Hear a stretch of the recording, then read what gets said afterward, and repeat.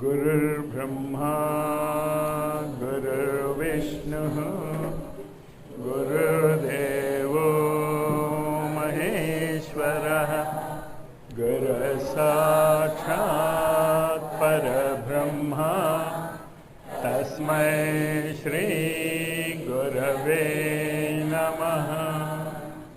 अखण्डमण्डलाकारं व्याप्तं येन चराचरं यत्पदं दर्शितं येन तस्मै श्री गुरवे नमः।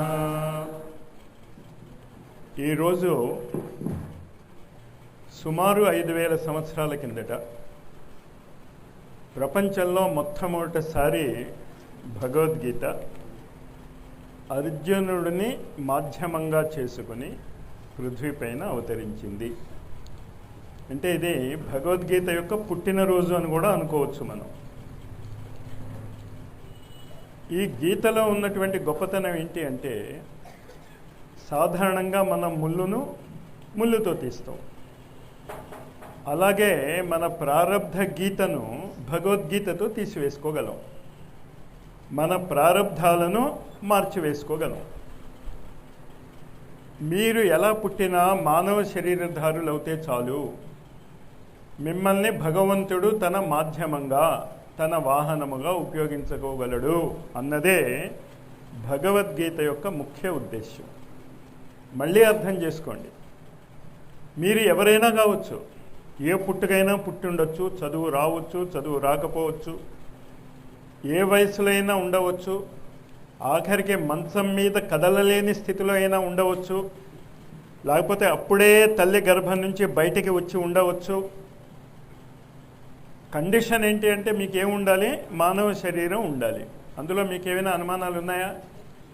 మనం అందరము కూడా మానవ శరీరధారులమే. ఓకేనా?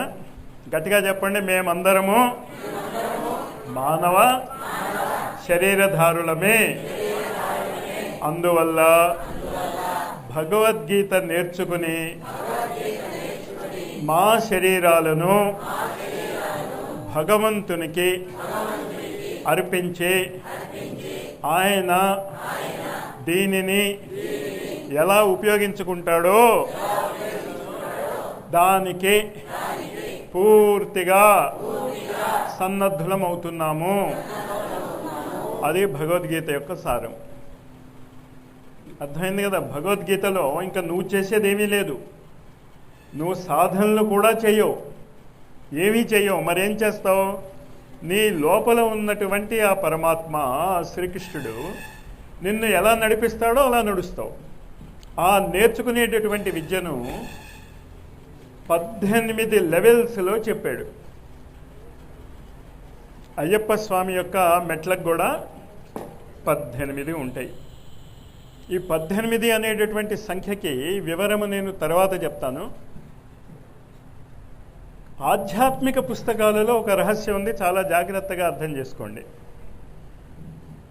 ఆధ్యాత్మిక పుస్తకంలో మొదటి లైను చివరి లైను అంటే ఒక అధ్యాయం చదువుతున్నారు, 500 పేజీల అధ్యాయం ఉంది. కానీ ఆ అధ్యాయంలో ఏం చెప్పారు అన్నది మీకు తెలియాలి అంటే మీరేం కష్టపడక్కర్లే. మొదటి లైన్ చదవండి, 500 పేజీలు తిప్పేయండి, చివరి లైన్ చదవండి, మీకు అర్థమైపోతుంది ఏముందో. అంటే మొత్తం పుస్తకము 2 అట్టల మధ్య ఉంటుంది కదా. చేత ఈ అట్ట తెలిసి వెనకాతల అట్ట తెలిస్తే మీకు పుస్తకం అర్థమైపోతుంది. అంచేత భగవద్గీత యొక్క ఈ విశేష సాధన మనం ఈ రోజు నుంచి మొదలెడుతున్నాం. నెక్స్ట్ గీతా జయంతి నాడుకు పృథ్వీ అంతా కూడా ఒకే విశ్వం అయిపోవాలి, అది మన సంకల్పం. చాలా జాగ్రత్తగా అర్థం చేసుకోండి. మన సంకల్పం ఏంటి అంటే, మళ్ళీ మనం గీతా జయంతి వస్తుంది 2007లో, వచ్చినప్పుడు ఇంటర్నేషనల్ లెవెల్లో మనం గీతా జయంతి చేసుకోవాలి. ఏ ఊళ్ళో వాళ్ళు ఆ ఊళ్ళో కాదు, ఇంటర్నేషనల్ లెవెల్లో చేసుకోవాలి. చేసుకుంటాం. చేయగలవా మాస్టారు? నాకు తెలియదు. నాకు తెలిసింది ఏంటి అంటే, అర్జునుడు ప్రతిజ్ఞ చేశాడు, జయద్రథుడిని చంపేస్తాను. ఎందుకు చంపేస్తానన్నాడో తెలుసు కదా. అభిమన్యుడు చావుకి అతను ముఖ్యమైనటువంటి కారకుడు కనుక ఒక రోజులో చంపేస్తా. అతను చావకపోతే ఏం చేస్తాట, తను చితి ఎక్కేస్తానన్నాడు. సంకల్పం తీసేసుకున్నాడు. మరి నెరవేర్చింది ఎవరు కదా. చేత మనం సంకల్పం తీసేసుకుంటున్నాం. ఏం సంకల్పం తీసుకుంటున్నాం చెప్పండి నాతో పాటు. నెక్స్ట్ గీతా, ఇంగ్లీష్లో వద్దులండి, తర్వాత 2007 గీతా జయంతికి మేము ప్రపంచాన్ని ఒకే విశ్వంగా మారుస్తాం, మార్చి తీరుతాం. అది ఎలా చేస్తామో శ్రీకృష్ణుడే చూసుకుంటాడు. కానీ శ్రీకృష్ణుడు చెప్పిన చోటకి మనం వెళ్ళాలి. రథసారథి రథాన్ని ఎక్కడికి తీసుకువెళ్తాడో అక్కడికి వెళ్ళాలి. నేను ఇంట్లో కూర్చుంటాను అంటే కుదరదు, అది అవునా కాదా. అంచేత ఆ దమ్మున్న వాళ్ళు ఇవాళ మీరు వచ్చారు, ఈ దీక్ష తీసేసుకున్నారు అనేసారు. మీరు తీసుకోలేదు అంటే కుదరదు. అర్థమైపోయింది కదా. అందుకే ముందు చెప్పలే, లేకపోతే మీరు మళ్ళీ సౌజ్ చేస్తారు. తీసుకోవాలా వద్దా అండి, మేము చేయగలమా వద్దా అండి, ప్రశ్నే లేదు. ఏమైపోయారు మీరు, రథం ఎక్కేశారు. ఇంకా రథసారథి ఎటుపోతే అటు వెళ్ళాలి, మీరు దిగనివాడు వచ్చిన కూడా అది. అంచేత ఈ 18 అధ్యాయాలలో ఏమి చెప్పబడి ఉన్నదో తెలియాలి అంటే, ప్రతి అధ్యాయం యొక్క మొదటి శ్లోకము, చివరి శ్లోకము. అంచేత ముందు సంస్కృతంలో, తర్వాత ఈ పుస్తకం రాసినటువంటి గ్రంథకర్త తెలుగులో దానికి ఎలా చెప్పారు, చివరి శ్లోకము తెలుగులో ఎలా చెప్పారో. మొదటిది అర్జున విషాద యోగము. ఈ యోగం మనం నేర్చుకోవాలి. నేర్పుతాను మీకు, ఇవాళ అరగంటలో అయిపోతుంది అది. మీరేమీ కంగారు పడకండి. మీ యజ్ఞము ఖచ్చితంగా 2 గంటల లోపలే పూర్తయిపోతుంది. 2:30కి మేము మీకు ఇంటికి పంపించేస్తాం. అంచేది ఏంటో చెప్పేస్తున్నాడు ఈయన, రాత్రి వరకు కూర్చోబెడతాడేమో. ఏమీ లేదు, గాబరా పడకండి, నేను టైం చూసుకుంటున్నాను. నిశ్చింతగా ఉన్నారా ఇప్పుడు? కార్యకర్తలకి టెన్షన్ లేదు కదా. ఖచ్చితంగా 2 గంటల లోపల యజ్ఞం అయిపోతుంది. అంచేత ఇప్పుడు మనము ఒకే విశ్వము నిర్మించాలి అనే దీక్ష తీసుకున్నటువంటి వాళ్ళకి భగవద్గీతలో గీతాచార్యుడు మనకిచ్చే సందేశం ఏమిటి చదవండి. ఓం శ్రీకృష్ణ పరబ్రహ్మణే నమః. ధర్మక్షేత్ర కురుక్షేత్రే సమవేత యుయుత్సువః మామకా పాండవాశ్చైవ కిమ కుర్వత సంజయ. ధర్మక్షేత్రం పైన ఈ కురుక్షేత్రమందున సంజయ, నాదు పుత్రులు పాండపుత్రులు చేరి చేయునకేమయ. చివరి శ్లోకం. ఏవముక్తార్జున సంఖ్యే రథోపస్థ ఉపావిశత్ విసృజ్య ససరం చాపం శోక సంవిగ్న మానసః. అటులు పలుకుచు అర్జునుడు తన అస్త్రములనాడుచు కూలబడిన రథమునందున శోక ముద్రను దాల్చుచు. ఇప్పుడు అర్థమైంది కదా, రాయ్. అది అలా చదవాలా. ఇక్కడ మొదటిది అర్జున విషాద యోగం. ఏంటి విషాద యోగం? మనకందరికీ ఈ భౌతిక జగత్తే అని తెలుసు, ఆధ్యాత్మిక జగత్తు వైపు వెళ్ళాలి. ఎలా వెళ్ళాలో తెలియదు, అది మన విషాదం. అంచేత ఏం చేశాం మనం? ఇంతమందితో నేను యుద్ధం చేయాలి, నేను యుద్ధం చేయలేను, నేను ఏ విధమైనటువంటి సాధన చేయలేను అని ఏం చేశాడు? రథంలో కూలబడిపోయాడు. రథంలో కూలబడిపోవటం అంటే ఏంటి? మన శరీరంలో ఉన్నటువంటి ఆత్మ నేను మంచి మార్గంలో వెళ్ళలేను, ఇంకా జరగని అందరూ ఎలా జీవిస్తారో నేను కూడా అలాగే జీవిస్తాను అని నిర్ణయించుకుని కూలబడిపోయింది. అప్పుడు ఏమి చెయ్యాలి అనేది 2వ అధ్యాయంలో చెప్తాడు.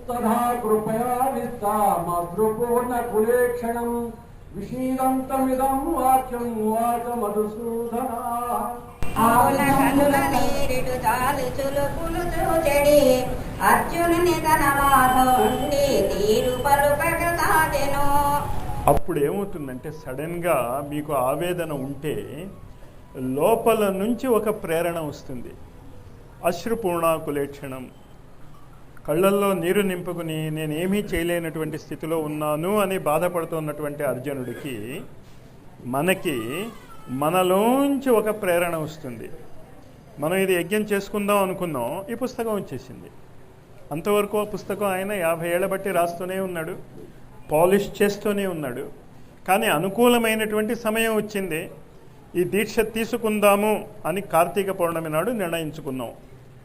మేము మొదలెట్టేస్తాం, ఎవరు వచ్చినా రాకపోయినా మేము 5-6 ఉన్నాం, ఆ గీతా విధానంతో జీవితాన్ని మొదలెట్టేస్తామని నిర్ణయించుకున్నాం. మనం నిర్ణయించుకునేసరికల్లా ఏమైంది, సంస్కృతంలో ఉన్నదాన్ని కరెక్ట్గా అదే భావంతో తెలుగులో వచ్చేటటువంటి పుస్తకము మరి ఆ జగద్గురు అందించాడు కదా. 1 నెల రోజుల లోపల ఆ పుస్తకం మీకు చేతికి వచ్చేసింది.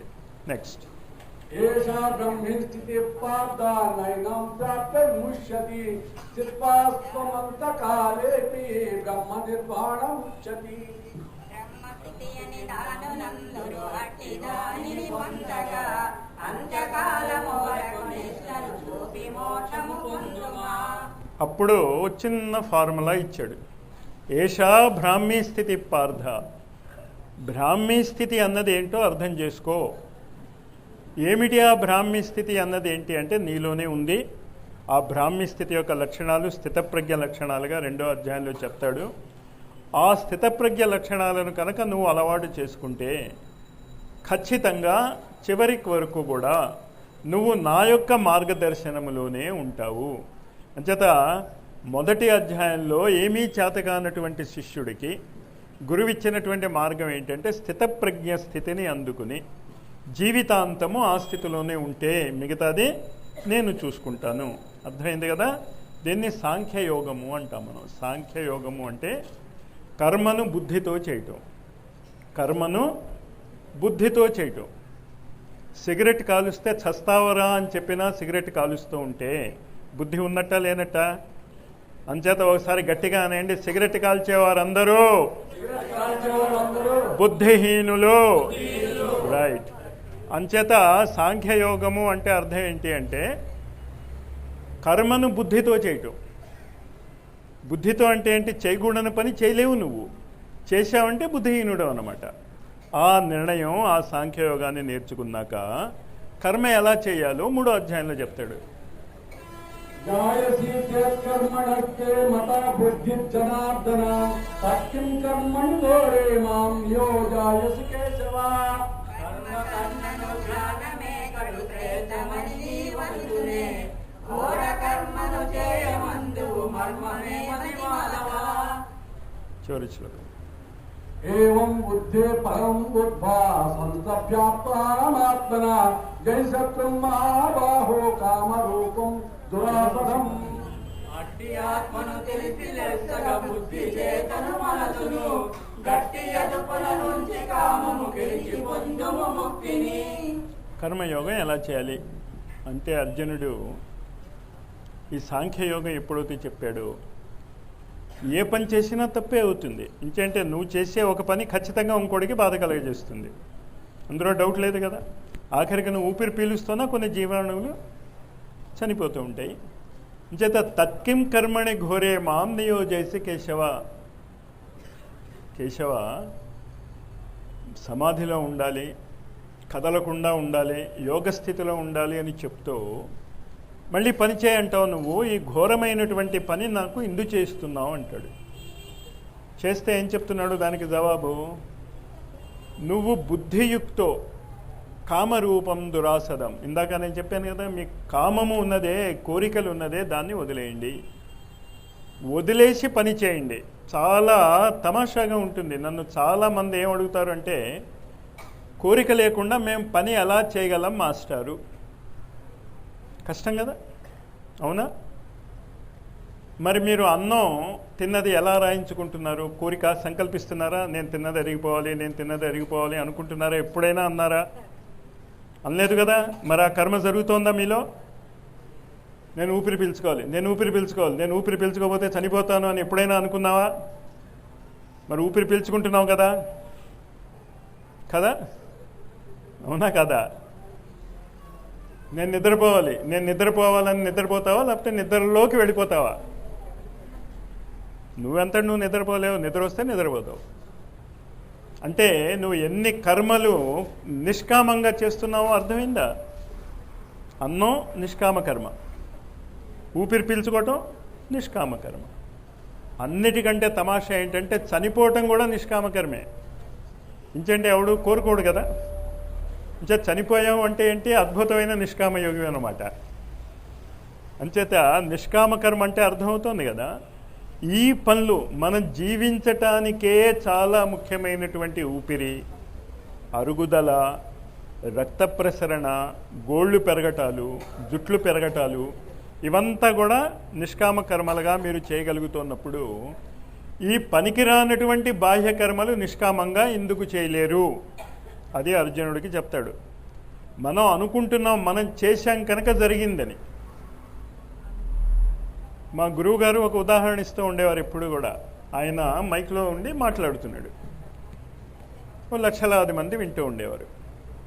అంటే మైక్ అనుకుందిట నేను మాట్లాడుతున్నాను కనుక లక్షల మంది వింటున్నారు అనుకుందిట కదా. డాక్టర్ దగ్గరికి వెళ్తాం మనం, సీరియస్గా ఉంది, హార్ట్ అటాక్ వచ్చేసింది అన్నారు, డాక్టర్ దగ్గరికి తీసుకెళ్లారు. సరే ఆయన ఆపరేషన్ చేశాడు, ఏదో చేశాడు. 3 రూపాయలు తీసుకుంటాడా? హార్ట్ ఆపరేషన్కి ఎంత? లక్షల్లో తీసుకుంటాడు కదా. లక్షల్లో తీసుకుని నాకు ఈ ఫీజు అంటాడు. బై ఛాన్స్ చనిపోయాడు అనుకోండి, నేను చంపానంటాడా? ఏ డాక్టర్ అయినా అంటాడా నేను చంపేశానని? ఎందుకు చచ్చాడు వాడు? ఎందుకు చచ్చాడు? మరి డాక్టర్ చంపలేదుగా. వాడు ఆయు తీరిపోయింది కనుక చనిపోయాడని డాక్టర్ ఒప్పుకుంటాడు. మరి బతకటం ఎందువల్ల బతికాడు? ఆయుష్ ఉంది కనుక కాదా. కానీ మన భ్రమ ఎలా ఉంటుంది అంటే నేను బతికించాను. యాక్చువల్గా ఎవరు ఎవరిని ఏమీ చేయలేరు, అందరూ చేసేది నిష్కామ కర్మలే. కానీ మీకు భాష తప్పుడు భాష అలవాటైంది. మీరు అనుకున్నట్టు జరిగితే ఏమో అది మీరు చేశారట, మీరు అనుకున్నట్టు జరగపోతే ఎవడు చేశాడు? పాపం వాడు చేశాడు, నింద వాడికి. మీరు అనుకున్నట్టు జరిగింది కూడా ఎందువల్ల జరిగింది? అది 3వ అధ్యాయం చెప్తుంది. నువ్వు చేసేటటువంటి కర్మ జరిగినా జరగకపోయినా నువ్వు బాధ్యుడివి కాదు. జరిగితే బాధ్యత తీసుకున్నప్పుడు జరగకపోయినా కూడా బాధ్యత తీసుకో, దమ్ముంటే తీసుకోగా. పరీక్ష పాస్ అవుతే గొప్పవరిది స్టూడెంట్ది, ఫెయిల్ అవుతే టీచర్ చేత కాదు. కరెక్టా? అదే కాదు కదా. అది 3వ అధ్యాయం చెప్తుంది మీకు. కర్మ ఎలా చేయాలో అర్థమైంది కదా. చేయవలసింది పూర్తిగా మనస్ఫూర్తిగా చేయండి. చేశాక ఫలితం ఎలా వచ్చినా కూడా అదే కరెక్ట్, తప్పు కాదు, ఒప్పు కాదు, జరగవలసినదేదో అదే కరెక్ట్ అన్న భావనతో ఎప్పుడైతే మనం కర్మ చేయగలుగుతామో 3వ స్థితికి వస్తాం. 4వ స్థితి. ఇమం వివస్వతే యోగం ప్రోక్తవానహమవ్యయం వివస్వాన్ మనవే ప్రాహవే బ్రవీత్. అవ్యయం బహు నిత్య యోగము పూజీయునకు ముందుగా నేను తెలుపగ ప్రజపనాచడు చెప్పే మనువుకు చక్కగా. ఇప్పుడు పని చెయ్యాలి. మనం పని చేస్తున్నప్పుడు చేసే తప్పులు అర్థమయ్యాయి కదా. చాలా పెద్ద తప్పు ఏంటి అంటే మనం చేస్తున్నటువంటి పనికి మనమే కారకులు అనుకోవటం తప్పు అని అర్థమైంది. ఇప్పుడు ఇంతకీ మనం ఏ పని చేయాలి? ఆ పనులన్నీ మనం మర్చిపోయాం, చేయవలసినటువంటి పనులు. భగవద్గీత 4వ అధ్యాయం ఏం చెప్తుంది అంటే మనము ఈ శరీరముతో చేయవలసినటువంటి పనులు సూర్యుడిని చూసి నేర్చుకోవాలి. ఇమం వివస్వతే యోగం ప్రోక్తవానహం అవ్యయం. ఈ అవ్యయమైనటువంటి యోగ విద్యను నేను మొట్టమొదట సూర్యుడికి చెప్పాను. అంచేత మీ జీవితము ఎలా మలుచుకోవాలి? మీరు సూర్యుడికి ఆధారంగా మలుచుకోవాలి. అసలు సూర్యుడి వైపు మనం ఎప్పుడైనా చూస్తేగా సిటీస్లో అసలు చూడం, ముఖ్యంగా ఫస్ట్ సెకండ్ ఫ్లోర్లో ఫ్లాట్స్లో ఉన్న వాళ్ళకి సూర్యుడా ఎవరు అని అనుకుంటారేమో పిల్లలు కదా. చేత మొట్టమొదట మీరు నేర్చుకోవాల్సింది ఏంటంటే మొత్తము ఆధ్యాత్మిక విద్యకి ఆధారము సూర్యుడు ఒక్కడే. చాలా జాగ్రత్తగా గుర్తుంచుకోండి. ఒకే విశ్వము కోసం మనం ప్రయత్నిస్తున్నాం కదా. ఈ ప్రయత్నంలో మనము మెల్లిమెల్లిగా ప్రతి నెల సూర్య విజ్ఞానము నేర్చుకోబోతున్నాం. మనం సూర్యుడి యొక్క గొప్పతనాన్ని నేర్చుకోబోతున్నాం. మహాభారతంలో అక్షయ పాత్ర అయినా, మహాభారతంలో ఉన్నటువంటి శమంతకమణి అయినా, రామరావణ యుద్ధంలో మనం రాముడు ఉపయోగించుకున్నటువంటి ఆదిత్య హృదయం అయినా అన్నీ సూర్యుడి దగ్గర నుంచే వస్తాయి.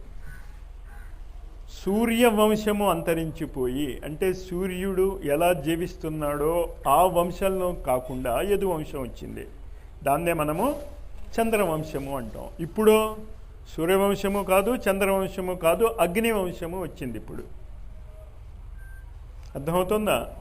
అంచేత మనం అగ్ని నుంచే చంద్రుడికి వెళ్ళాలి, చంద్రుడి నుంచే సూర్యుడికి వెళ్ళాలి. అందుకే లలితా సహస్రనామంలో ఈ విద్యకు సూర్య చంద్ర అగ్ని లోచన, లోచన అంటే కళ్ళు.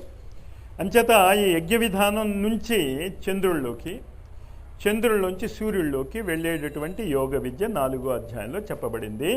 దాని చివరి శ్లోకం ఏంటి?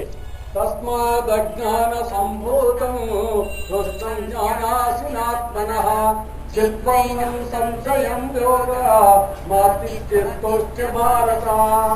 జ్ఞానార్థము చేత బోనుచు సంశయముల నరుకుము, చేయుటకు నిష్కామ కర్మ లేచి ముందుకు ఉరుకుము.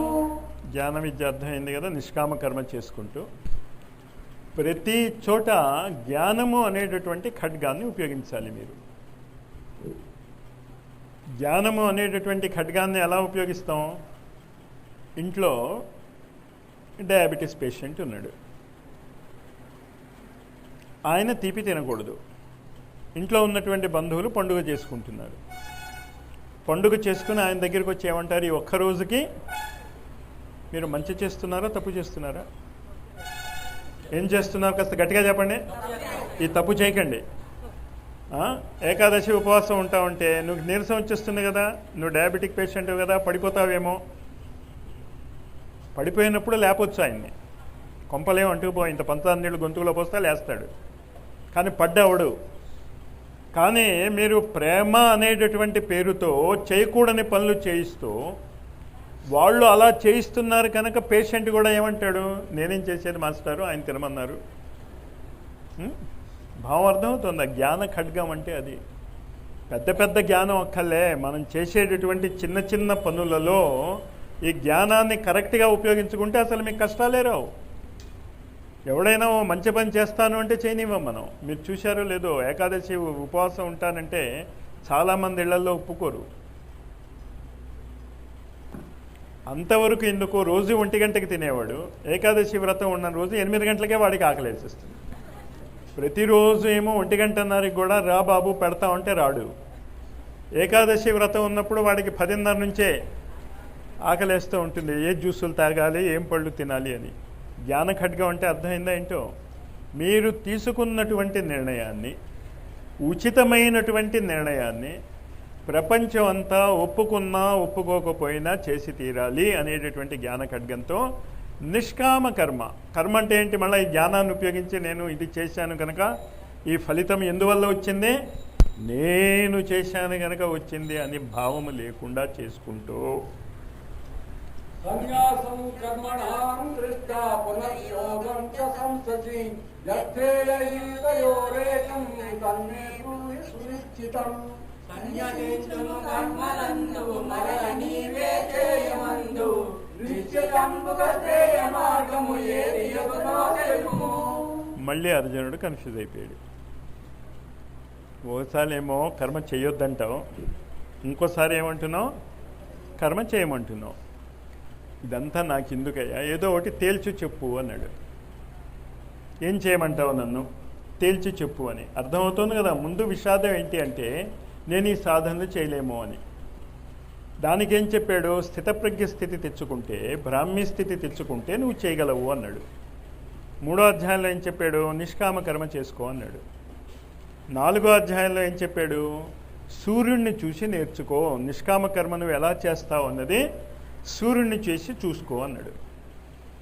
ఒక పక్క నిష్కామ కర్మ అంటున్నావు, ఇంకో పక్క కర్మ చేయి అంటున్నావు. మనకొచ్చే డౌటే, కోరికలు లేకపోతే పని ఎట్టా చేస్తామయ్యా? ఇన్నిసార్లు చెప్పినా మళ్ళీ మీకు డౌటు కదా. దానికి ఇప్పుడు జవాబిస్తున్నాడు కృష్ణుడు. లాస్ట్ అని చెప్పండి. భోక్తారం యజ్ఞ తపసాం సర్వలోక మహేశ్వరం సుహృదం సర్వభూతానాం జ్ఞాత్వా మాం శాంతిముచ్యతి.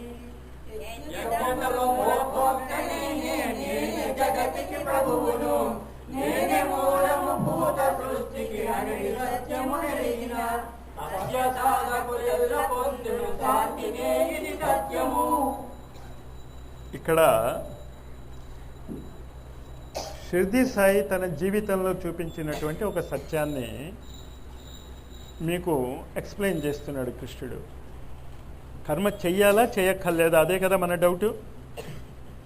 కుటుంబంలో నిద్ర లేచిన దగ్గర నుంచికి గృహస్థుడికి ఒక ధర్మం ఉంటుంది, పిల్లలకి ఒక ధర్మం ఉంటుంది, స్టూడెంట్స్కి ఒక ధర్మం ఉంటుంది, ముసలాళ్ళకు ఒక ధర్మం ఉంటుంది, పడుచువాళ్ళకు ఒక ధర్మం ఉంటుంది.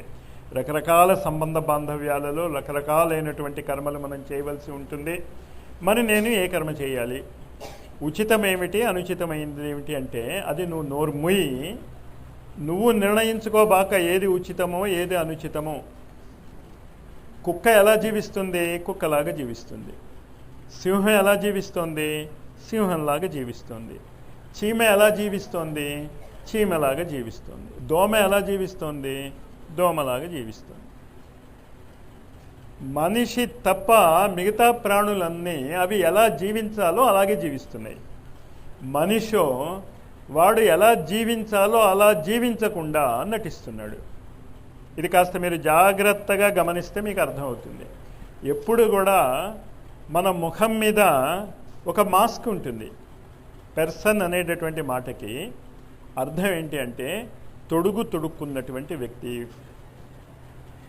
ఈ న్యూ ఇయర్ సెలబ్రేషన్స్లో వాటిలో మీరు చూసారా మనుషులు ఏం చేస్తారు? అది మాస్క్ అంటే అర్థమైంది కదా, ముఖాన్ని రకరకాల ఆకృతితో చేసి. అంచేత అసలు నిజమైనటువంటి నువ్వు ఎవరివో నీకు తెలియదు. నువ్వు చదివిన చదువు బట్టి ప్రవర్తిస్తావు. సమాజం ఎలా నిన్ను ఉండాలి అనుకుంటోందో అలా ఉండటానికి ట్రై చేస్తావు. నువ్వు ఏది మంచిది అనుకుంటున్నావో అది చేయటానికి ట్రై చేస్తావు. నా వాళ్లతో నాకు చాలా పెద్ద ప్రాబ్లం ఎక్కడొస్తుంది అంటే మాస్టర్ గారికి అది ఇష్టం లేదు అని చెప్తారు. నాకు చాలా పెద్ద డౌట్ వస్తుంది. నేను ఎప్పుడు చెప్పానయ్యా బాబు అది నాకు ఇష్టం లేదని. భావం అర్థమైందా?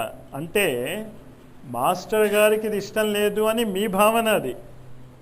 ఆ భావన ఎవరి మీద వస్తున్నారు మీరు? మాస్టర్ గారి మీద కాదు, మాస్టర్ గారి పక్కన ఇంకోళ్ళకి. ఇప్పుడు వాళ్ళిద్దరూ డిషం సినిమా వచ్చిందా? డిషం చూసారా మీరు? డిషం సినిమా చూసిన వాళ్ళు చేతులు ఎత్తండి. పోనీ రోజు డిషం చేసుకునే వాళ్ళు చేతులు ఎత్తండి. చేసుకోరా ఇప్పుడు? మరి అందరూ చేతులు ఎత్తాలి, ఎత్తండి. డిషం చేసుకునే వాళ్ళందరూ చేతులు ఎత్తండి.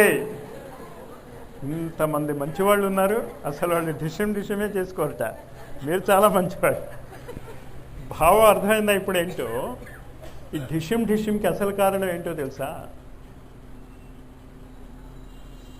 నేను ఇది కరెక్ట్ అనుకుంటున్నా, ఇంకోడు వాడు చెప్పింది కరెక్ట్ అనుకుంటున్నాడు. ఇంతకీ ఇద్దరికి తెలియదు కరెక్ట్ ఏంటో. భావం అర్థమవుతుంది కదా.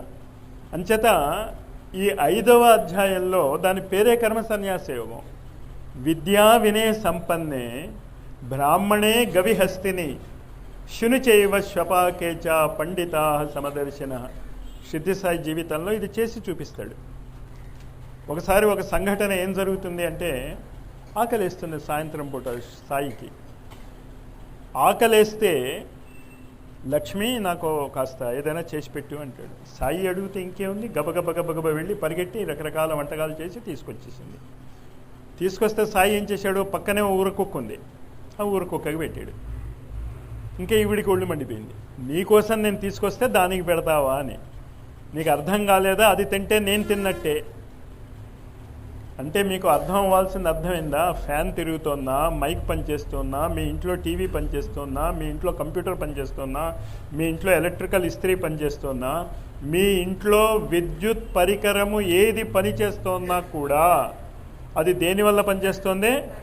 విద్యుత్ వల్ల. అలాగే ఇంతమంది ప్రాణికోటిలో, మానవ శరీరధారులే కాదు ప్రాణికోటిలో, ఆ ప్రాణికోటిలో ఉన్నటువంటి స్పందనలు, శరీరం యొక్క కదలికలు ఎవరి వల్ల? భోక్తారం యజ్ఞ తపస. ఎవడైతే ఈ శరీరంలో ఉన్నటువంటి వాడు ఉన్నాడో వాడు ఉన్నంత వరకు ఈ శరీరం పనిచేస్తూ ఉంటుంది. వాడు లేకపోతే శరీరం పనిచేయదు కదా.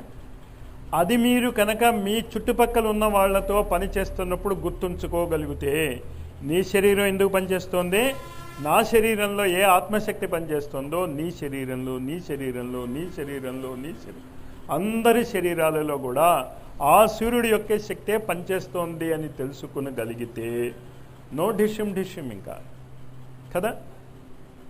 బెడ్రూమ్లో ఫ్యాన్ ఉంది, డ్రాయింగ్ రూమ్లో ఫ్యాన్ ఉంది, అవి రెండు ఎప్పుడు దెబ్బలాడుకో, నేను ఎక్కువ నేను తక్కువ అని. దాని అవసరం వచ్చినప్పుడు అది పనిచేస్తుంది, దీని అవసరం వచ్చినప్పుడు ఇది పనిచేస్తుంది. అలాగే సర్వత పాణిపాదం సర్వతోక్ష శిరోముఖం, అన్ని చోట్ల ఆవరించి ఉన్నటువంటి ఈ కళ్ళు, ఈ చేతులు అవి ఎవరివి? ఆ సూర్యుడివి కనుక, ఆ యోగాచార్యుడివి కనుక ఆయన ఎలా ఉపయోగించుకుంటాడో అలా ఉపయోగించుకో. నువ్వు ఉపయోగించుకోవు. ఇందాక చెప్పిన ఉదాహరణ అర్థమైందా? మాస్టర్కి ఇది ఇష్టం ఉందా, ఇష్టం లేదా? వీడేమో ఇది ఇష్టం ఉందని చేస్తాడు. సీనియర్స్ ఏం చెప్తారు? అది ఇష్టం లేదని. అంటే ఒకసారి నాకు చాలా బాగా దాహం వేసింది అనుకోండి, చల్లటి నీళ్లు తాగుతా. ఒకడు వేడి టీ తీసుకొస్తాడు. మాస్టర్ ఏం చేస్తారు? చల్లటి నీళ్ళే తాగుతారు, వేడి టీ తాగరు. ఇప్పుడు నేను ఎవరి శాసనంలో ఉండాలి? భావం అర్థమవుతుందా? ఇది ఒక ఉదాహరణ చెప్తున్నాను. మనకు వచ్చేటటువంటి కోపతాపాలు కానీ, మనకు వచ్చేటటువంటి ప్రాబ్లమ్స్ అన్నీ దీనివల్లే వస్తాయి. ఎప్పుడు ఏది అవసరమో ఆ రోజు అది కరెక్ట్. అర్థమైంది కదా? ఇది కర్మ సన్యాస యోగం. అంటే ఈ కర్మే రైటు, ఆ కర్మే రైటు అని కాదు. ఏ కర్మలు అప్పుడు ఆ టైంలో అవి కరెక్ట్. నెక్స్ట్, అనాశ్రిత కర్మ ఫలం కాయం కర్మ కరోష్యః సన్యాసీ చ యోగీ చ ననిర్నక్తిర్నచాక్యః. ఫలము కోరక కర్మ చేసేవాడే యోగులు త్యాగులు, కర్మ చేయక మిన్న కుండిన వాడు కాబోరెన్నడు. కర్మ చేయటము అంటే అగ్నిని వదిలేసిన వాళ్ళు సన్యాసులు కాదు, అగ్నిని ఆచరించే వాళ్ళే నిజమైనటువంటి కర్మయోగులు కనుక. మరి శ్రీకృష్ణుడే ఇప్పుడు ఏం చెప్తున్నాడు? మీరు అగ్నిని ప్రజ్వలించమని చెప్తున్నాడు కదా, మరి ప్రజ్వలించండి. శ్రీకృష్ణుడే చెప్తున్నాడు కదా, చేయండి. కర్పూరం తీసుకోండి, అగ్ని ప్రజ్వలన మంత్రము రెడీ అవ్వండి. అగ్ని ప్రజ్వలనకి భగవద్గీత ఆహుతులు వేయిస్తూ చెప్తాను నేను, సరేనా? మరి ఆ శ్రీకృష్ణుడు అలా చెప్పాడు, మనం ఏం చేస్తాం? ఇప్పుడు మీకు అర్థమైందా? నేను అలా జీవిస్తా. వాళ్ళతో చెప్పింది ఒకటి, ఇప్పుడు చేస్తోంది ఒకటి. యజ్ఞకుండం వైపు తిరిగిపోండి. ఓం భూర్భువస్వద్యౌరివ భూమ్నా పృథ్వీవ వరిమ్నా తస్యాస్తే దేవయజనే పృష్టేగ్నిం మన్నాదమన్నాద్యాయ దధే అగ్నిం దూతం పురోదధే హవ్యవాహముపబ్రువే దేవా ఆసాదయాదిహ. ఓం అగ్నయే నమః. అగ్నిం ఆవాహయామి స్థాపయామి.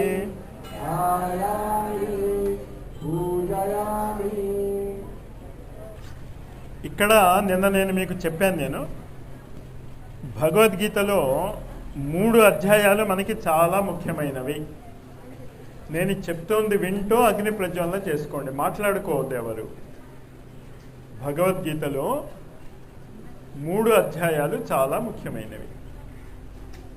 6వ అధ్యాయము కర్మ ఎలా చేసుకోవాలి, నిత్య జీవితంలో మీరు ఎలా జీవించాలి అనేది చెప్తుంది.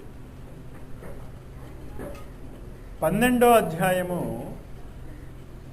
భగవంతుడి మీద అనన్యమైనటువంటి భక్తి ఎలా కలగాలో చెప్తుంది. 18వ అధ్యాయము అన్ని ధర్మాలను పరిత్యజించి మనలో ఉన్నటువంటి భగవద్ ఆదేశానుసారము జీవించటం నేర్పుతుంది. చాలా జాగ్రత్తగా ఈ గీత యొక్క 3 చరణాలు చాలా జాగ్రత్తగా నేర్చుకోండి. యజ్ఞకుండం దగ్గర కూర్చున్న వాళ్ళే యజ్ఞము చేయక్కర్లేదు, బయట కూర్చున్న వాళ్ళు కూడా చేసుకోండి. ఊదొత్తి ఒకళ్ళు వెలిగించినా దాని వాసన అందరికీ వస్తుంది. యజ్ఞకుండం దగ్గర కూర్చుంటే కళ్ళల్లో అక్కడికి మీకు పొగ వెళ్ళి కళ్ళమ్మట నీళ్ళు వస్తాయి. కాస్త బయట కూర్చున్నారనుకోండి, మీరు అదృష్టవంతులు. ఇది భగవద్గీత 6వ అధ్యాయంలో మొదటి సాధన ఆత్మ సంయమన యోగము. గురువు బయటకు వెళ్ళమంటే బయటకు వెళ్ళాలి, కూర్చోమంటే కూర్చోవాలి. అది నేర్చుకుంటే చాలు, భగవద్గీత మీకేం అక్కర్లే. అంతే తప్ప పిచ్చివాళ్లలాగా యజ్ఞకుండం దగ్గర కూర్చుంటేనే పుణ్యం వస్తుంది అనుకునేటటువంటి గీత మనకి వద్దు. అర్థమైందా ఎందుకు లెమ్మన్నాను? పాయింట్ అర్థమైందా? గురువు ఏం చెప్తే అది చేయాలి. దూకమంటే దూకాలి, కూర్చోమంటే కూర్చోవాలి. ఎండలో కూర్చోమంటే ఎండలో కూర్చోండి, నీడలో కూర్చోమంటే నీడలో కూర్చోండి. అర్థమైందా? అందరికీ అర్థమైన వాళ్ళు మాత్రమే చేతులు ఎత్తండి, అందరూ ఎత్తకండి. నేను చెప్పింది అర్థమైన వాళ్ళు మాత్రమే చేతులు ఎత్తండి, పూర్తిగా చేతులు ఎత్తండి. అందరికీ అర్థమైంది కదా? చేతింపండి. భగవద్గీత 6వ అధ్యాయంలో మొట్టమొదట మీరు నేర్చుకోవాల్సింది అదే. యజ్ఞ కుండం దగ్గర కూర్చుంటే మీకు పుణ్యం ఏం వచ్చేది? వచ్చేసి ఉంటే ఈ పాటికి చాలా పుణ్యాలు వచ్చి ఉండేవి మీకు. యజ్ఞకుండాన్ని ఎలా ఉపయోగించుకోవాలో మీకు తెలియాలి. అది నేర్పడానికి నేను మీకు 1 సంవత్సరం టైం ఇస్తున్నాను. కానీ తమాషా ఏంటి అంటే నా జీవితంలో అన్నీ ప్రీపోన్ అయిపోతాయి. నెక్స్ట్ యజ్ఞంలో ఇది చేర్పిద్దాం అనుకున్నాను నేను, ఈ యజ్ఞంలోనే వచ్చేసింది మీకు. అంచేత యజ్ఞకుండము దగ్గర మీరు కూర్చున్నారా లేదా అన్నది ముఖ్యం కాదు. ముఖ్యం ఏంటి అంటే గురువు ఏం చెప్తున్నాడో అది నేర్చుకోండి. ఏమిటి అక్కడ నేర్చుకోమన్నది? ముందు అగ్ని ప్రజ్వలన నేర్చుకోండి. పొగ రాకుండా అగ్ని ప్రజ్వలన నేర్చుకోండి. అది చేయండి. ముందు 18 కుండాలలో సవ్యంగా అగ్ని ప్రజ్వలన జరగాలి. మీరు బయట కూర్చున్నటువంటి వాళ్ళు కళ్ళు మూసుకుని మీ మూలాధార చక్రం దగ్గర అగ్ని ప్రజ్వలిల్లుతోంది అనే భావన చేసుకోండి కళ్ళు మూసుకుని. ఇది సాధన, ఇది ఆట కాదు. భగవద్గీతతో నెక్స్ట్ గీతా జయంతికి ప్రపంచం అంతా ఒకటి చేసేసే సంకల్పము చేసుకున్నటువంటి వ్యక్తులు నాకు కావాలి. చెప్పింది చెప్పినట్టు చేయగలిగేటటువంటి వ్యక్తులు కావాలి. గీత అంటే అది కృష్ణుడి యొక్క శిష్యులు కావాలి నాకు. సాంఖ్యయోగము అంటే లెక్క సరిపోవాలి. సరిపోయిందా? ఇంక అందరూ కళ్ళు మూసేసుకోండి. ఇంకా యజ్ఞశాలలోకి ఎవరూ రాకండి. కానీ ఈ యజ్ఞము మీలో కూడా జరుగుతోంది.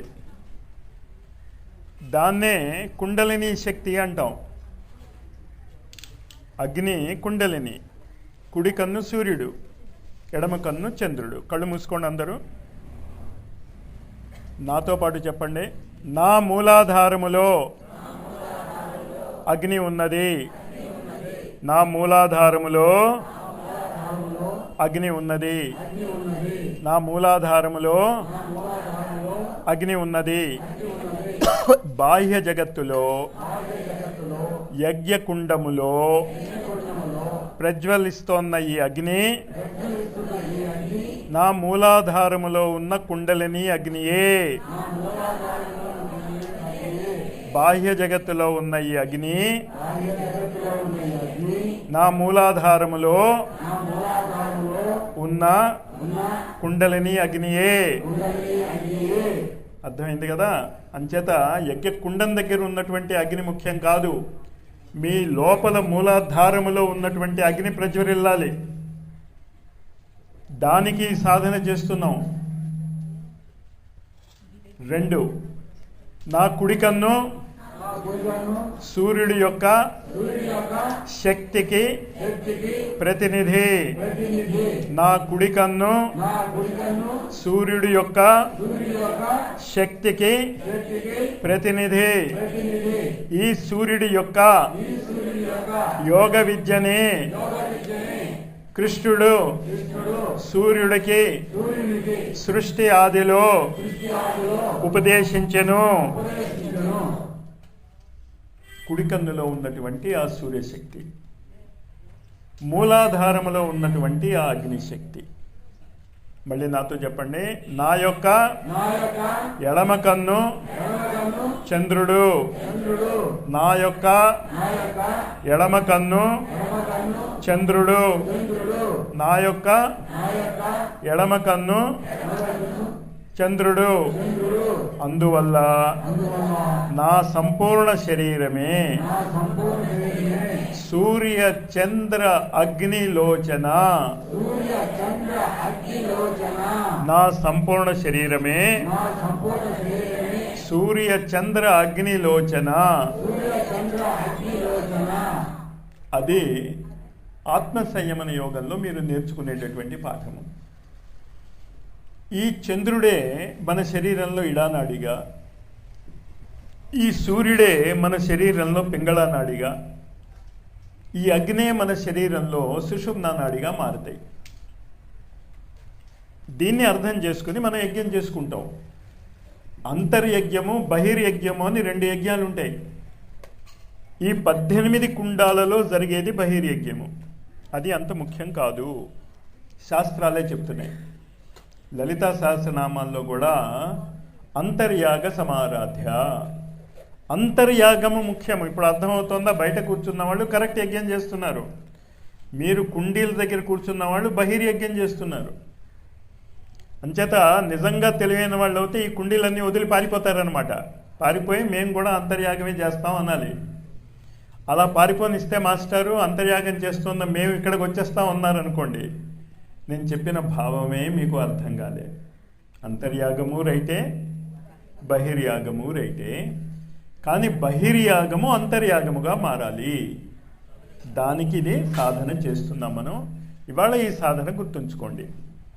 దీనికి మనము 6వ అధ్యాయంలో ఉన్నటువంటి ప్రతి శ్లోకముతోనూ ఆహుతి వేస్తాం. మనం సంస్కృతంలో చదువుతాం, తెలుగులో చదివాక స్వాహ ఇదం వాసుదేవాయ ఇదం నమమ అని 6వ అధ్యాయంలో ఉన్నటువంటి శ్లోకాలన్నిటితోనూ కూడా ఆహుతులు వేస్తాం. మొదలెట్టండి. అనాశ్రిత కర్మ ఫలం కార్యం కర్మ కరోతి స సన్యాసీ చ యోగి చ నగర్న చాక్య ఫలము ఘోరక కర్మ చేసెడు యోగులు త్యాగులు కర్మ చేయక నిందకుండిన వారుగా పోరెన్నడు. స్వాహా యం సన్యాసమితి విద్ధి పాండవ నహి సన్యస్త సంకల్పో యోగి భవతి కశ్చన.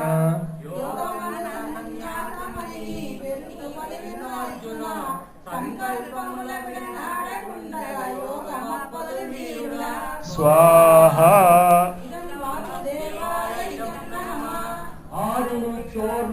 యోగం కర్మ కారణముచ్యతే యోగారూఢస్య తస్యైవ సమకారణముచ్యతే.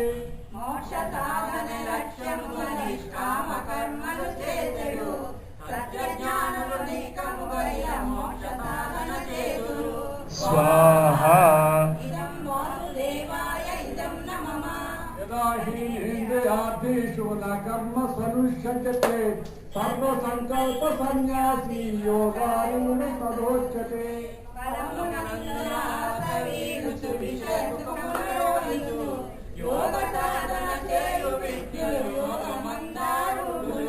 స్వాహా ఉత్తరేదాత్మనాత్మానం నాత్మనమవసాదయేత్ ఆత్మైవ ఆత్మనో బంధురాత్మైవ విపురాత్మనః. ఉద్ధరించుము నీదు ఆత్మను బద్ధకంపులు చూపక నిగ్రహించిన మనసు చుట్టము ఆగ్రహించిన శత్రువే. స్వాహా బంధురాత్మాత్మనస్తస్యేనాత్మైవాత్మనాజితః అనాత్మానస్తు శత్రుత్వే వర్తేతాత్మైవ శత్రువత్. నిగ్రహించిన నీకు అంటే ఆత్మబంధువుకు తెలియను. నిగ్రహించక వదిలివేసిన భక్త శత్రువు నీకదు. స్వాహా ఇదం వాసుదేవాయ ఇదం నమః. జితాత్మనః ప్రశాసనస్య పరమాత్మా సమాహిత శీతోష్ణ సుఖ దుఃఖేషు తదా ఇంకోటి నిమ్మకాయ వేసి. పరమ శాంతిని పొందును. అట్టివారే బంధముల సమృద్ధిగాంచుతుందును. స్వాహా ఇదం వాసుదేవాయ ఇదం నమః. జ్ఞాన విజ్ఞాన కృతాత్మా కూటస్థో విజితేంద్రియః నిమ్మకాయ చూపిస్తుంది. నిమ్మకాయ యోగి సమలోకాత్మకాంచన. శాంతహృదయుడు లోకమందున యోగయుక్తుడు విజయుడా. మట్టి బంగారపు నాథుడు ఏకదృష్టిని కాంతును. స్వాహా ఇదం వాసుదేవాయ ఇదం నమః. మధ్యస్థేష బంధుషు సాదృశ్యమి చ పాదేషు సమబుద్ధి విశిష్యతే. శత్రుమిత్రుల మధ్యవర్తుల బంధు సజ్జన పాపులన్ ఏకదృష్టితో చూడగల వారను శ్రేష్ఠులు అర్జున. స్వాహా ఇదం వాసుదేవాయ ఇదం నమః. యోగి యుజ్యేత సతతామాత్మానం రాజిస్థితః ఏకాకీయత చిత్తాత్మా నిరాశీన పరిగ్రహ. యోగి నిరతము నిగ్రహంబున ఉండవలనే కాంతుడై వీర్యాసుల కొనకనేటియు ఆత్మరతిలో మగ్నుడై. స్వాహా ఇదం వాసుదేవాయ ఇదం నమః. శుచో దేశే ప్రతిష్టాప్య స్థిరమాసనమాత్మనః నాత్యుచ్ఛితం నాతి నీచం చైలాజిన కుశోత్తరం. నిలిపి మనసును ఆత్మయందున శుద్ధమగు ఒక చోటున జింక చర్మము పరిచి దర్భలు వేసి వస్త్రము కప్పుతూ. స్వాహా ఇదం వాసుదేవాయ ఇదం నమః. తప్పేకాగ్రం మనా కృత్వా యత చిత్తేంద్రియ క్రియః ఉపనిశ్యాసనే యుక్త్వా యోగమాత్మవిశుద్ధై. స్థిరముగా కూర్చుండి మనసును నిలిపి ఆ పరమాత్మపై ఆత్మశుద్ధి జ్ఞానయోగమును ఆశ్రయించగవలెను. స్వాహా వాసుదేవాయ ఇదం నమః. దేవం ధారయన్నచలం స్థిరః సంప్రేక్షానాసికాగ్రం స్వం విచక్షానవలోకయన్. కాయశిర కంఠములనప్పుడు నిట్ట నిలుపుగా నుంచుతూ నిలిపి దృష్టిని నాసికాగ్రం నందు సాధకుడప్పుడు. స్వాహా ఇదం వాసుదేవాయ ఇదం నమః. ప్రశాంతాత్మా విగతభీ బ్రహ్మచారి వ్రతే స్థితః మనఃసౌమ్యం మచ్చిత్తో యుక్త ఆసీత మత్పరః. విడిచి భయమును బ్రహ్మచర్యము తోడ నిగ్రహయుక్తుడై చిత్తమున నాయంద నిలుపుచు జ్ఞానమగ్నుడు కావలే. స్వాహా ఇదం వాసుదేవాయ ఇదం నమః. యునేం సదాత్మానం యోగి నియతమానసః శాంతిం నిర్వాణమర్ప పరమాం తత్సపది గచ్చతి. ఇట్టి తీరున యోగులెల్లరు నిలిపి మనసును ఆత్మలో పరమము ఆనందకాంతులు పొందుతుండును పాండవ. స్వాహా ఇదం వాసుదేవాయ ఇదం నమః. నాస్త్యస్తపస్తు యోగోస్తి నచైకాంతమనస్నతః నచాపి స్వప్నశీలస్య జాగ్రతో నైవ చార్జున. అధిక తీరులు కడుపు కాచుట చేయకూడదు యోగులు. అధిక నిద్రయు మేలుకొనుట కూడదనిది వేగుము. స్వాహా ఇదం వాసుదేవాయ ఇదం నమః. యుక్తాహార విహారస్య చేష్టస్య కర్మసు యుక్తస్వప్నావబోధస్య యోగో భవతి దుఃఖః. మితాహారము నిద్ర మెలకువ మరియు మంచి ప్రవర్తన ఉన్నవారని ముక్తి కాంచెడు సత్యయోగులు విజయుడా. స్వాహా ఇదం వాసుదేవాయ ఇదం నమః. యదా విహితం చిత్తమాత్మ మన్యేవావతిష్టతే నిస్పృహः సర్వకామేభ్యో యుక్త ఇత్యుచ్యతే తదా. నిగ్రహించిన చిత్తమెప్పుడు ఆత్మ మీద నిలుచును, సకల కాలములంతరించును, యోగ సిద్ధిని పొందును. స్వాహా. ఇదం వాసుదేవాయ ఇదం నమః. యథా దీపో నివాతస్థో నేంగతే శోకమాస్మృతా యోగినో యత చిత్తస్య ఇన్యతో యోగమాత్మనః. గాలి తాకిడి లేని చోటున నిలిచి దీపము వెలుగును, నిగ్రహించిన యోగ మనసును నిశ్చలముగా నిలుచును. స్వాహా. ఇదం వాసుదేవాయ ఇదం నమః. యత్రో పరమతే చిత్తం నిరుద్ధం యోగసేవయా యత్ర చైవాత్మనాత్మానం పశ్యన్యాత్మని తుష్యతే. యోగయుక్తం వైన చిత్తము ఎక్కడ శాంతిని పొందును, ఆత్మలో పరమాత్మగాంతుకు ఎక్కడ తృప్తిని పొందును. స్వాహా. ఇదం వాసుదేవాయ ఇదం నమః. సంతికం యత్తద్బుద్ధిగ్రాహ్యమతీంద్రియం వేత్తి యత్ర న చైవాయం స్థితశ్చలతి తత్వతః. కనుగానని మనసు తెలియని బుద్ధిగ్రాహ్యము బ్రహ్మమున్ తెలుసుకొని అంతము నెరుగని సత్యసుఖమున వెలియు. స్వాహా. ఇదం వాసుదేవాయ ఇదం నమః. యం లోభాచా పరం లాభం మన్యతే నాధికం తతః యస్మిన్ స్థితో న దుఃఖేన గురుణాపి విచాల్యతే.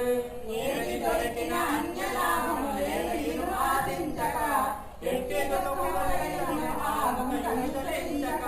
స్వాహా. ఇదం వాసుదేవాయ ఇదం నమః.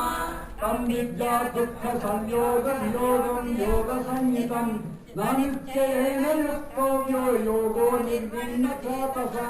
దుఃఖ దూరము చేయునట్టిది యోగమేనని తెలియుము, అట్టి యోగము గట్టి యత్నము చేసి పొందగలము.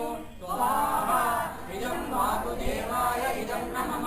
సంకల్ప ప్రభవాన్ కామాన్ చక్రా సర్వనశేషతః మనసైవేంద్రియ గ్రామం వినియమ్య సమంతతః. తలపులందున పొట్టు కోకెల పూర్తిగా నరిగట్టుచు, ఇంద్రియముల నెల్ల బాగుగా అదుపులో తానుంచును. స్వాహా. ఇదం వాసుదేవాయ ఇదం నమః. సదైరుపరపయద్బుద్ధ్వాద్యుద్ధీగృహీతయా ఆత్మసంస్థం మనా కృత్వా కించిదపి చింతయేత్. శృతిని పూర్చు మెల్ల మెల్లన ఆత్మయందున మనసును, వేరు చింతనలేమి చేయక తిరుముగా తాపించుము. స్వాహా. ఇదం వాసుదేవాయ ఇదం నమః. యతో యతో నిశ్చయతి మనశ్చంచలమస్థిరం తతస్తతో లీమనిత్వాత్మాజ్ఞేవ వసన్నయేత్. ఎట్టి విషయములందున మది చంచలత్వమును, ఎట్టి అనసు ఆత్మయందే నీదు మనసును పాతుము. స్వాహా. ఇదం వాసుదేవాయ ఇదం నమః. ప్రశాంత మనసం జ్ఞానం యోగినం సుఖముత్తమం ఉపైతి శాంతరజసం బ్రహ్మభూతమకల్మషం. శాంతచిత్తుడు నిర్వికారుడు దోషరహితుడు వేత్తయు అయిన యోగియ లోకమందున పొందు బ్రహ్మానందము. స్వాహా. ఇదం వాసుదేవాయ ఇదం నమః. యో ఇన్నేవం సదాత్మానం యోగి విగత కల్మషః సుఖేన బ్రహ్మ సంస్పర్శమత్యంతం సుఖమస్నుతే. అట్టి విధమున సత్యయోగులు నిలిపి మనసును ఆత్మలో అనుభవింతురు బ్రహ్మ రూపం పైన ఆనందంబును. స్వాహా. ఇదం వాసుదేవాయ ఇదం నమః. సర్వభూతస్థమాత్మానం సర్వభూతాని చాత్మని ఈక్షతే యోగయుక్తాత్మ సర్వత్ర సమదర్శినః. సర్వభూతములందు కాచును యోగి కనకలు ఆత్మను, చూపు తమ భావన అతడు భూతకరుణందున. స్వాహా. ఇదం వాసుదేవాయ ఇదం నమః. యో మాం పశ్యతి సర్వత్ర సర్వం చ మయి పశ్యతి తస్యాహం న ప్రణశ్యామి సచినేన ప్రణశ్యతి. సకలమందున ఎవరు భూమిలో నన్ను చేర్చుటనేర్చునో, అట్టి వారలే నన్ను చూతురు చూతు నేను వారిని. స్వాహా. ఇదం వాసుదేవాయ ఇదం నమః. సర్వభూతస్థితం యో మాం భజత్యేకస్తమాశ్రితః సర్వదా వర్తమానోపి స యోగి మయి వర్తతే. భేదభావము లేక సకలము నందు నన్నే చూచును, నన్ను తలచెవిపడి పుట్టుడే నాలోన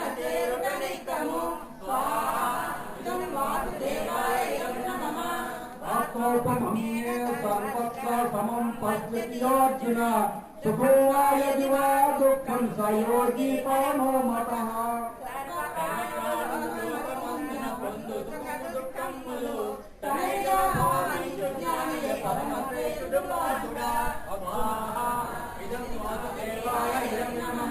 అర్జున ఉవాచ యోయం యోగస్వయా ప్రోక్తం మధుసూదన ఏతచ్చాహం న పశ్యామి కంచరపాస్మితం స్థిరాం.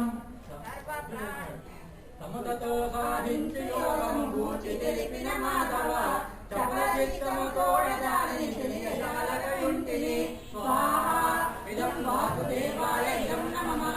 చంచలం హేమనాత్ కృష్ణ ప్రమాధి పరవద్ధురం తస్యాహం నిగ్రహం మన్యే వాయోరేపుదుష్కరం. సంతరమ్మకు మదియనట తనుత్తరం అనిపించును గాలినను ద్రవిలు కాని అటమదే జగతును స్వాహా ఇదం వాసుదేవాయ ఇదం నమః. శ్రీ భగవాన్ ఉవాచ ఇదం వాసుదేవాయ ఇదం నమః.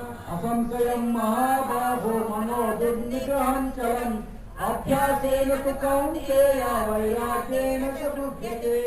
అష్టసాధ్యమే అనంతునకు కుంతి పుత్రానిజముగా అయినను సాధింపనగున అభ్యాస వైరాగ్యముగా స్వాహా ఇదం వాసుదేవాయ ఇదం నమః.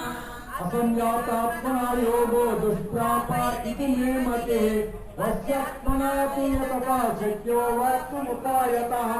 నిగ్రహాత్మలు కాని వారు పొందజాలరు బ్రహ్మము తీవ్రయత్నము చేత మనసును అదుపునందున ఉంచును స్వాహా ఇదం వాసుదేవాయ ఇదం నమః. అయతు శ్రద్ధాయోపేతో యోగాచలిత మానసః అప్రాప్య యోగ సంసిద్ధం కాం గతిం కృష్ణ గచ్చతి.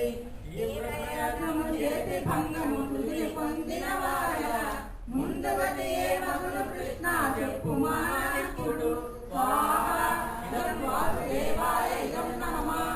చిన్నో భయ విభ్రష్టాచ్చిన్నాభ్రమివసస్యతి అప్రతిష్టో మహాబాహో విమూఢో బ్రాహ్మణపది. బ్రహ్మమార్గము పట్టి మధ్యన భంగమొందిన వారలు చతుర్ముఖుల రీతిగా వారు భయప్రస్తుతందున స్వాహా ఇదం వాసుదేవాయ ఇదం నమః. ఏతం మే సంశయం కృష్ణ చేతుమర్హస్య శేషతః తదన్య సంశయస్య చేతానాహుపపద్యతే. పూర్ణముగా సంశయమును తీర్చగల సామర్థ్యము కృష్ణ నీకే కలదు కావున సంశయమును తీర్చుము స్వాహా ఇదం వాసుదేవాయ ఇదం నమః. శ్రీ భగవాన్ ఉవాచ ఇదం వాసుదేవాయ ఇదం నమః. పార్థనైవేహ మా పుత్ర వినాశస్తస్య విద్యతే నహి కళ్యాణ ప్రత్యుత్తికం సాగచ్చతి. ఓడి పార్థ యోగ భ్రష్టులు పొందరైన నష్టము చేయగా సత్కర్మలన్న విచుడును పొందయుండదు స్వాహా ఇదం వాసుదేవాయ ఇదం నమః. ప్రాప్య పుణ్యకృతాం లోకాన్ విషిత్వా శాశ్వతీ సమః శుచీనాం శ్రీమతాం ఏ ఏ యోగ భ్రష్టోధిజాయతే. పుణ్యకృతముల యోగ భ్రష్టులు చేరి స్వర్గమునందున బడటి సుఖముల పిదవ పుట్టును భాగ్యవంతుల ఇంట్లలో స్వాహా ఇదం వాసుదేవాయ ఇదం నమః. అథవా యోగినామేవ కులే భవతి ధీమతాం ఏతద్ది దుర్లభతరం లోకే జన్మ యదీదృశం. మరియు కొందరు పుట్టుచుందులు జ్ఞాన యోగుల ఇంట్లలో కాని అర్జున అట్టి జన్మము పొందువార స్వల్పము స్వాహా ఇదం వాసుదేవాయ ఇదం నమః. సత్వతం బుద్ధి సంయోగం లభతే పౌర్వదైహికం యతతే చ తతో భూయ సంసిద్ధౌ పురునందన.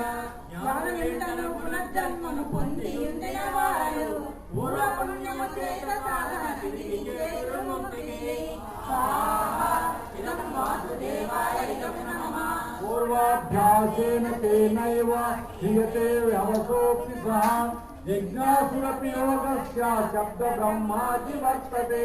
తనకు తానుగా తలచుకున్నను పూర్వజన్మాభ్యాసము పట్టిలాగును అట్టి వారి జ్ఞాన యోగము వైపుకు స్వాహా ఇదం వాసుదేవాయ ఇదం నమః.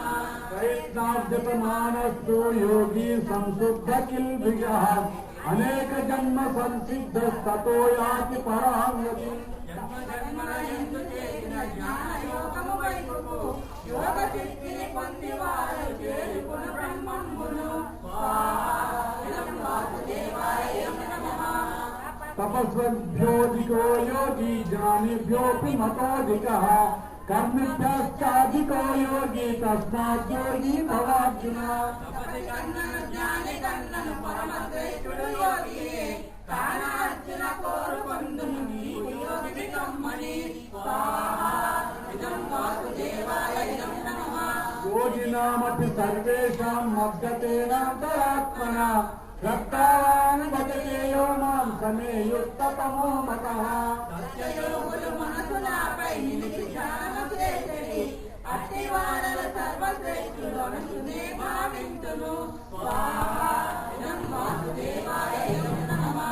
శ్రీమద్భగవద్గీతాసు ఉపనిషత్సు బ్రహ్మ విద్యాయాం యోగశాస్త్రే శ్రీకృష్ణార్జున సంవాదే ఆత్మ సంయమ యోగో నామ షష్ఠోధ్యాయః.